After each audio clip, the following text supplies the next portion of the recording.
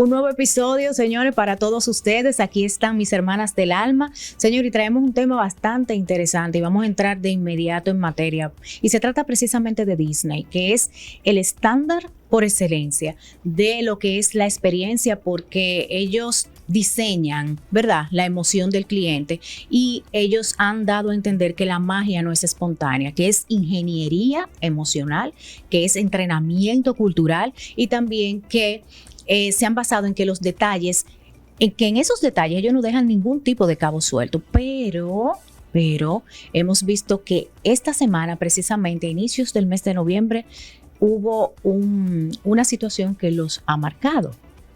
Así es, el tema es un poco contraproducente porque Disney se vende como el lugar más feliz del mundo y más seguro. Sin embargo, pueden pasar cosas, han pasado por varias crisis, por diferentes situaciones, pero fíjense que Disney trabaja bajo unos pilares bastante fuertes de cara al usuario, al servicio al cliente. No es magia, pero hay un trabajo constante para que el público lo perciba de esa manera. El primero es seguridad, el segundo es cortesía, el tercero show, espectáculo, y finalmente tienen lo que es la eficiencia. ¿Sabes qué? Disney en este 2025 está cumpliendo 70 años. Son 7 décadas ya que lleva siendo no solo el lugar más feliz del mundo. Ellos tienen un segundo eslogan porque ese es de uno de los hoteles de Disney. El otro es donde los sueños se hacen realidad. Los dos lo hemos escuchado. Pero ambos, evidentemente, su relato habla de felicidad, habla de sueños. De magia. Habla de magia también. Experiencia. Sin embargo, ninguna empresa está exenta de pasar por crisis que cuestionen incluso su legado más importante, que en el tema de ello es la felicidad. Lo que sí sería interesante es ver cómo ellos han podido salir a lo largo, en 70 años, son muchas las crisis, son varias las crisis que pueden pasar una empresa, eso es normal. Claro. O sea, ninguna, ni siquiera, ni el ser humano ni las organizaciones estamos exentos de ello. Lo importante es cómo la vayan manejando, y en el caso de ellos sí hay varios casos importantes que se pueden ver, y digamos que no en esa trayectoria, a lo largo de la trayectoria, sino veámoslos del COVID para acá. Que todas las empresas, todo cambió y todas las empresas pasaron por momentos difíciles. En el caso de Disney, después del COVID, claro, todo estaba cerrado, pero ellos fueron uno de los beneficiados cuando empezaron a abrirse los negocios. Las personas con las ansias de salir, con las ansias de poder vivir otra vez y salir de ese encierro, pues Disney se convirtió en una opción, y realmente ahí ellos pudieron captar un público y satisfacer esa necesidad de diversión, de felicidad que la gente la necesitaba. Todavía a 2022, 2023, la empresa estaba recibiendo fuertes beneficios de ese encierro hacia la libertad y el sueño y la vida y el vivir y el disfrutar. Pero ya luego de ahí pasaron ciertas situaciones que evidentemente, como muchas otras empresas, a partir de la crisis que se ha venido generando, crisis económica, geopolítica, sí, que se ha venido generando en los últimos 3 años, digamos, ellos también han sido afectados, y ha pasado por varios procesos, incluso de cambio de liderazgo. Han pasado por procesos de cambio de liderazgo, han pasado por procesos monetarios fuertes que han tenido que revisar si tiene que ver con algún tema de marca y narrativa, que sí lo vamos a ver. Pero Disney es un caso que es importante analizar en términos de gestión de crisis, que es lo que estamos haciendo ahora. Correctamente, y precisamente dentro de esa gestión de crisis hay un tema como que es esencial, y es la seguridad. Y yo me preguntaba, ¿cómo una empresa de este nivel de reputación puede manejar estos tipos de eventos que acontecieron precisamente a inicio de esta semana, de este mes de noviembre, donde se reportó un incidente que involucra precisamente a esta gran marca de entretenimiento con un tema de fallecimiento? Entonces, ¿cómo han ellos trabajado esta crisis? Realmente estuve validando un poco, pero vamos a ver primero qué ocurrió y por qué este caso genera un interés público, y cómo ha sido la gestión precisamente de lo que es la comunicación en crisis frente a esta situación. Ellos son bastante cuidadosos manejando la narrativa, cuando tienen una crisis, sobre todo cuando hay muertes. O sea, no estamos hablando de un accidente casual, sino de un fallecimiento de una persona, que yo creo que es lo más delicado que puede ocurrir dentro de una institución. Ellos son muy celosos con el cuidado de la narrativa, tratan de declarar, por lo que leí, el fallecimiento de la persona en el hospital más cercano, no dentro del parque. Dentro de las instalaciones, siempre hablan desde el respeto, ¿verdad? Desde ese cuidado de la marca. Pero hay algo aquí también muy interesante, y es que solamente pensamos que Disney son los parques temáticos. Disney hace muchísimas cosas en el mundo del entretenimiento. Hace cine, hace televisión. ¿Quién no conoce, por ejemplo, Disney Channel, Disney Plus, que es la televisión bajo demanda? O sea, que se ha diversificado muchísimo en lo que es el mundo del entretenimiento, y cada uno de ellos ha pasado por crisis. Claro que sí. Y una de las más importantes se da en un contexto político donde las personas estaban buscando un ala más conservadora por tanta apertura que había en el caso de la agenda woke, que Disney apoya. Es una de las, bueno, ellos se han retractado en algunos momentos, pero se sumergieron mucho. Sí, estaban, yo creo que en un momento esa marca se perdió, y de hecho ellos no siempre se han comunicado abierto de Disney. Por eso cuando Jamie estaba haciendo las búsquedas, por ejemplo, de qué ha dicho Disney de lo que ocurrió con las muertes, no ha encontrado información. Para nada. Porque no la hay. Ellos se cuidan mucho, incluso, como dice Karina, hasta de hacer comunicados. Pero en el caso de la agenda woke, por ejemplo, ellos retiraron un contenido, una serie animada que hacía alusión a un chico transgénero. Miren a nivel que llegó la agenda, donde la marca Disney habla a las familias. Así. O sea, las familias, a los niños. Es decir, que hubo una incoherencia narrativa. Hay que ver a nivel del diseño de experiencia. Hay que ver lo que muchos digan ahora que es felicidad, o lo que muchos digan lo que es un sueño, porque es que las palabras se han tergiversado. Sí. O sea, estamos en un contexto de donde se han perdido muchos valores, y para ellos, para otra parte de la sociedad, yo diría que todavía una minoría, pues eso puede ser algo de valor, cuando para la mayoría no lo es. Para mí no lo es. Pero en el caso de Disney vi algo que hacía referencia a un comunicado, un supuesto comunicado ya de ellos, donde ellos decidían eliminar una historia relacionada con la identidad de género de la serie animada Win or Loss, ganar o perder, producida por Pixar, a ese nivel. O sea, la serie fue centrada en un equipo mixto de softball, y hacía alusión a que uno de los jugadores era transgénero. A ese nivel llegó Disney, y eso definitivamente sí le afectó la marca. Y cuando esas grandes empresas, sus marcas se ven afectadas por una fuerte crisis reputacional, inmediatamente ustedes van a ver cambio en su junta directiva. Y eso ocurrió en los últimos 3 años. Y de hecho volvieron como un poco a la esencia original, dejando un poquito de lado esta agenda woke. Pero también hemos visto que dentro de las mismas crisis, antes tenían parte del staff que recibía a los niños, eran hombres vestidos de mujer. Y realmente para un niño, de hecho, para un niño, señores, para cualquier ser humano, es un poquito inquietante. Para un niño es una sorpresa un poquito difícil de asimilar, como con un poquito de miedo. Yo vi un caso donde era recibido precisamente por el staff, y el bebé o la bebé, no sé si tenía quizás 5 años o menos, se quedaba mirándolo como con miedo, impactada. Y no sabía, él le extendía la mano para hacerla pasar, y ella como que no quería. Entonces, esta agenda, yo creo que de alguna forma u otra, en algún momento segmentó mucho los públicos. Yo entiendo que bajó mucho el tema de lo que eran las visitas, que, señores, año tras año era algo insuperable, porque la mayoría de la familia, ese era como su regalo perfecto. Sueño. Ese era su sueño, para lo que ahorraban y iban. No. Sigue siendo, lo sigue siendo. Sí, pero hubo un pequeño pare. No, pero ojo con eso, Jamie, porque yo encontré un artículo muy interesante, una joven que se llama Valentina, que ella decía, ¿por qué ya Disney no es el lugar más feliz del mundo? Ajá. ¿Por qué? Por la competencia.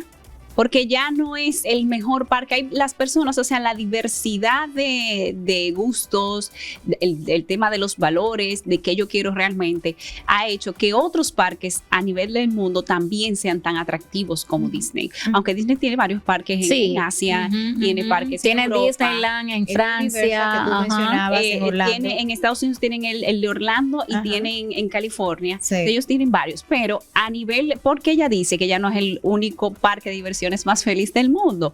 Primero porque hay personas que buscan ahora parques menos masificados. Tú, Karina, que has ido al maravilloso mundo de Disney. Magic Kingdom, por supuesto. Princesas. Tuvimos que sacarla, mi amor, con soga. ¿Sabes? Literal, hubo que sacarme. Claro, que el tiempo tú no puedes disfrutar el parque completo, al menos que llegue a muy tempranas horas de la mañana y te vayas muy tarde de la noche por la gran cantidad de personas que hay, filas para montarte en un juego que tú puedes durar 1 o 2 horas. O sea, hay personas que ya buscan parques menos masificados que te pueden dar un tipo de diversión muy similar y que tú lo puedes disfrutar más de sus atracciones en menor cantidad de tiempo. Y eso te hace feliz también. Entonces, mira hasta qué punto tú tienes que manejar que tu marca sea coherente con los servicios que das. Definitivamente. Así es. Otra de las crisis bastante sonadas en estos últimos años también ha sido crisis por derechos laborales.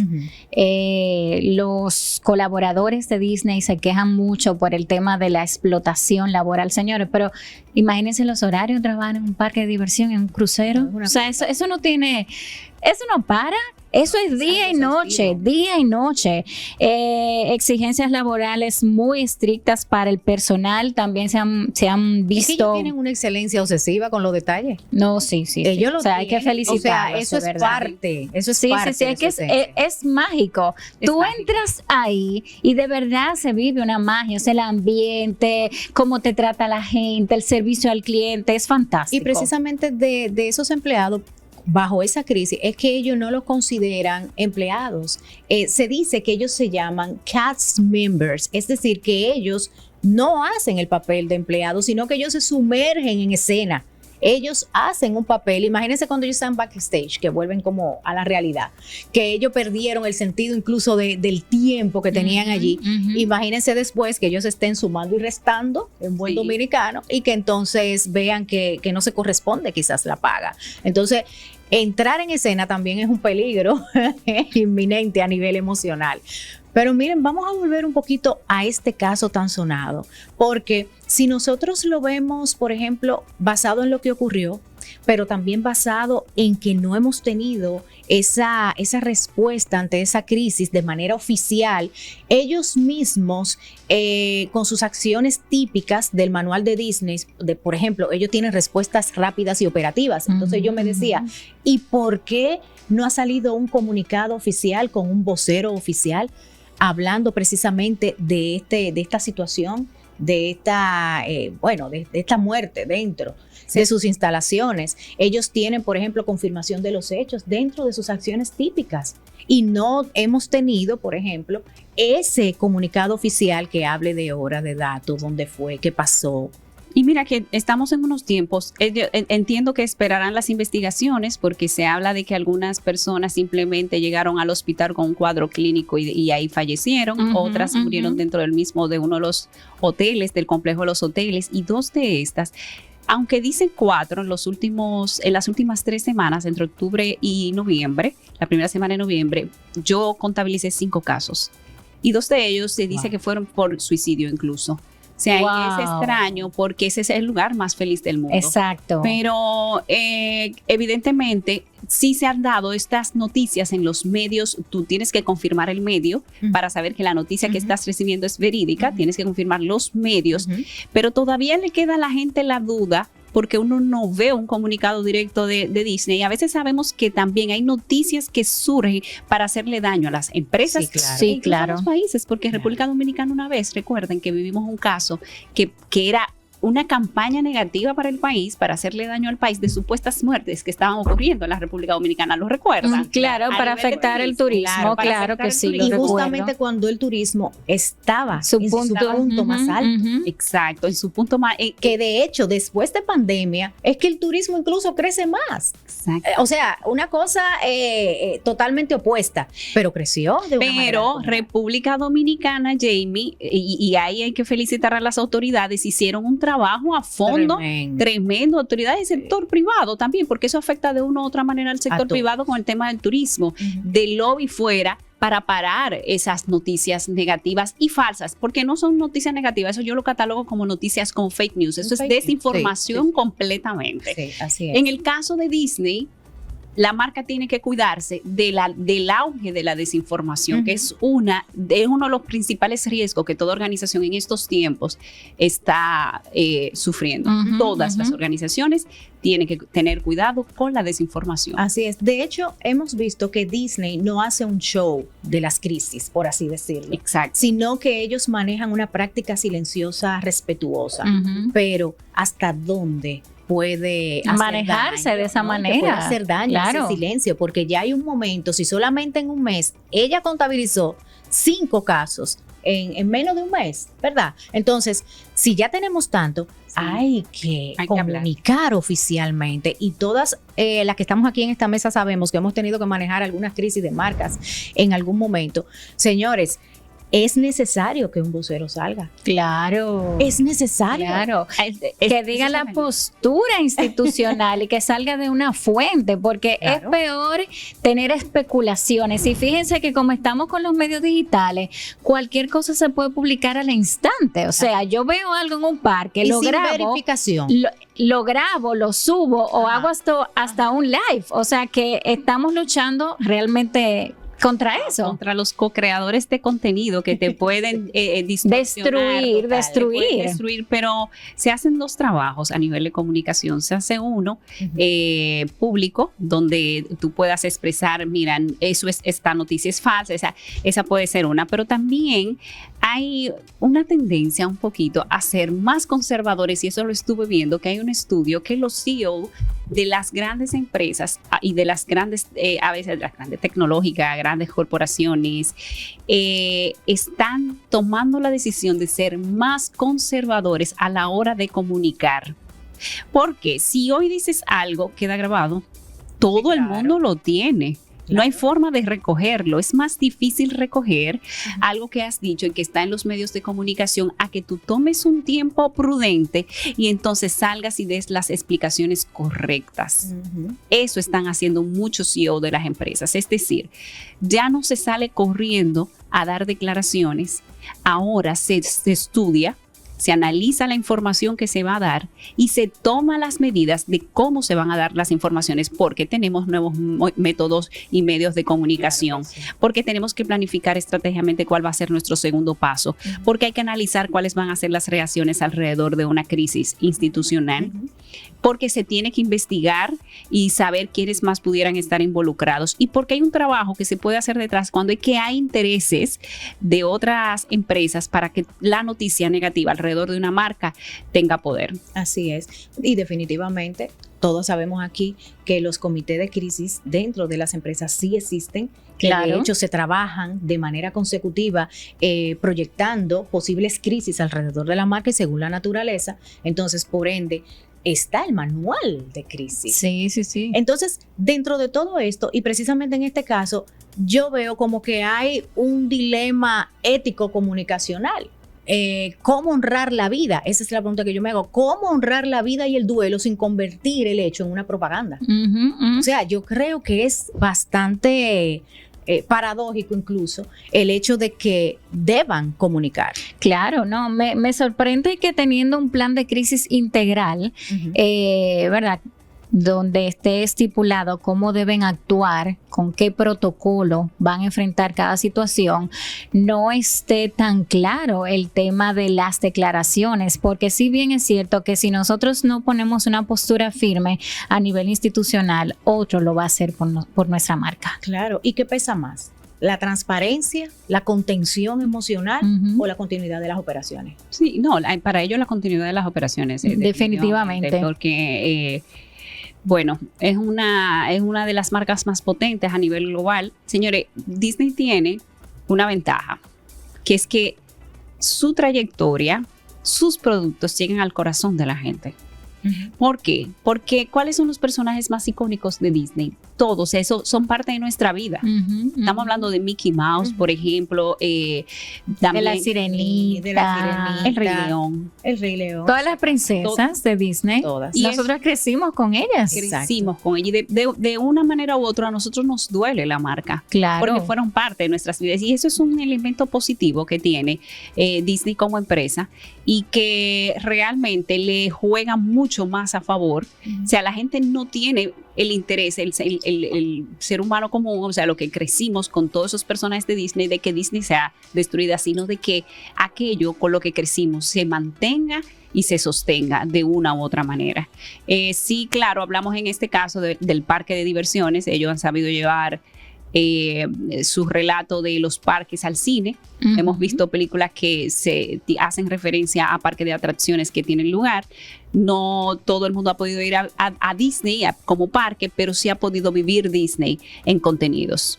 Entonces, de una u otra manera, la marca llega y cala en el corazón, aunque veamos que hay noticias negativas alrededor de ella y que muchas de ellas no llegan más a los que consumimos el contenido, sino más que se quedan en un entorno corporativo.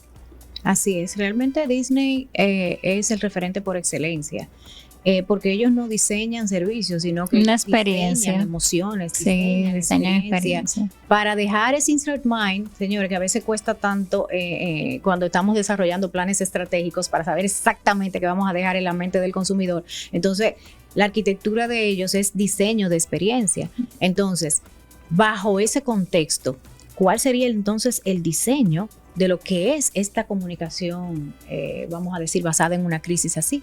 Porque yo entiendo que esto le puede hacer daño frente a las cantidades de sucesos que han acontecido en estos últimos Lo días. primero es que como trabajamos en estos tiempos con data, hay que ver el impacto que tengan esas informaciones sobre la reputación y cómo eso se traduce. ¿Será que ellos están en esperando términos esa de- data?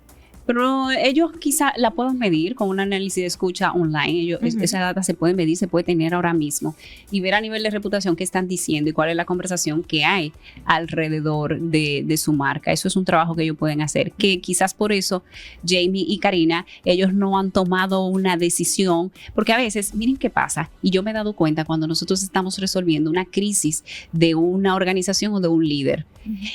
Cuando tú estás detrás de tus cuentas sociales, tú puedes ver las personas que te hacen mention y sentir Sí. más fuerte un poquito el trauma de lo que se esté diciendo negativo alrededor de tu marca, de tu empresa o de ti mismo. Pero cuando hacemos un análisis profundo en el entorno digital, nos damos cuenta que la conversación es de 2 o 3 personas. Literal, Constantes, literal, exacto. constante, y que la conversación no va más allá que esas 2 o 3 No personas. trasciende. No trascienden. Pero Y de estamos- hecho se reconoce el círculo de esas y se- personas. Exacto. Y estamos analizando detrás, pero ven acá, no parece el ruido tan grande como desde la empresa lo estamos viendo. Ojo, no Ujú. salgamos a responder algo que todavía no ha trascendido tanto. Ujú. Y por eso el análisis que te da, las analíticas que te da el entorno digital son tan importantes. Porque a partir de ahí tú puedes tomar la decisión de qué conlleva esto. Un comunicado, pues hagamos un comunicado porque sí ha sido de alto impacto. ¿O qué conlleva esto? Tengamos esta estrategia en redes sociales porque realmente el impacto no amerita que le demos una dimensión mayor de la que la tiene. Y por eso es tan importante la data y hay que ver en qué entorno está esa conversación, si es que realmente no ha calado tanto y no es un tema que le ha generado un alto impacto a la marca en términos de operatividad y la densidad de personas que visiten los parques de Disney. Sí, hemos visto casos que a veces hay una crisis y está solamente en la sombrilla de la empresa. Sí. Y cuando la empresa sale a defenderse, es que realmente se hace pública. Entonces, tenemos que trabajar con data, con información, a ver qué tanto, ¿verdad?, se ha expandido esa información para ver cómo vamos a actuar. Y vamos a apelar, ¿verdad?, que el lugar más feliz y más seguro del mundo esté apelando a esa información para dar la cara ante estos temas. Así es, y que esa felicidad, ¿verdad?, que ellos venden, esa magia y ese cuidado, se convierta con este incidente en una conversación de confianza. Es decir, cómo yo convierto esta crisis, ¿verdad?, en una conversación de confianza. Que si la trabajas más rápido que lo que corren las noticias negativas o falsas, puedes ganar la conversación. Todo está en la rapidez con la que tu estrategia, la que sea, si tu estrategia es no da a ser comunicado y mi estrategia es fortalecer la marca y la seguridad del parque, pues tienes que ser mucho más rápido que lo que corre la noticia negativa o falsa que te está haciendo la marca. Definitivamente cuando vamos a decir, una realidad irrumpe, ¿verdad?, en lo que es la narrativa, en lo que es el propio bien hacer de una marca, pues yo creo que la comunicación estratégica es el puente perfecto para poder canalizar esa situación. Se necesita comunicación estratégica, se necesita análisis de data sobremanera. Sí. No se puede salir a dar comunicados sin tener cuál es la dimensión de la crisis en los medios de comunicación y los medios digitales, los tradicionales y los digitales. Agregándole estrategia y vocería. Totalmente. Señores, así terminamos.